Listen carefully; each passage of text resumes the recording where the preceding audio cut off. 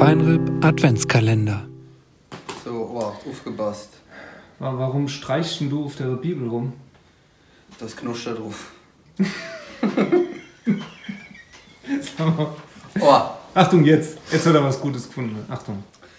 Was haben Frauen und Tornados gemeinsam? Erst feucht, dann stürmisch und hinterher ist das Haus weg.